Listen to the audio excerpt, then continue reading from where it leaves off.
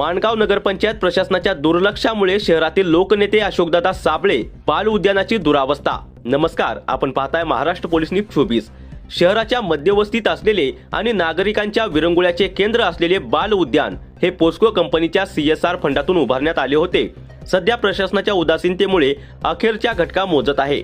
कधी काळी हिरवळीने नटलेल्या या उद्यानात आता सगळीकडे कचरा, तुटलेली खेळणी आणि रानगवताचे साम्राज्य पसरले असून यामुळे स्थानिक रहिवाशांमध्ये तीव्र संताप व्यक्त होत आहे। काय आहे उद्याची स्थिती? गेल्या अनेक महिन्यापासून या उद्यानाकडे पालिकेच्या उद्यान विभागाने साफ दुर्लक्ष केले आहे। प्रत्यक्ष पाहणी केली असता पुढील बाबी समोर आल्या आहेत। खेळण्यांची मोडतोड, मुलांसाठी असलेली घसरगुंडी आणि झोपाळे पूर्णपणे तुटलेले आहेत। लोखंडी सळया बाहेर आल्यामुळे मुलांच्या सुरक्षेचा प्रश्न निर्माण झालाय। अस्वच्छता आणि दुर्गंधी, कचराकुंडी वेळेवर साफ न केल्यामुळे परिसरात दुर्गंधी पसरली आहे। बाकड्यांच्या खाली सुरक्षेचा अभाव, उद्यानामध्ये कोणत्याही प्रकारची सुरक्षा नाही, CCTV कॅमेरे बसवलेले नाहीत। कोलमडल्याने देखणी झाडे आता सुकली असून हिरवळीचे रूपांतर आता मैदानात झाले आहे। प्रशासनाला वारंवार तक्रार करूनही कोणीही लक्ष द्यायला तयार नाही। आमचा टॅक्स जातो कुठे?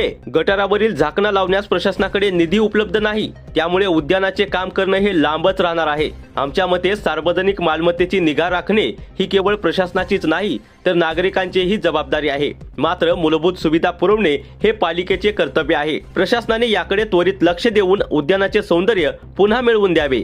महाराष्ट्र पोलीस न्यूज 24 साठी रायगड जिल्हा क्राईम रिपोर्टर भूषण सिसोदे।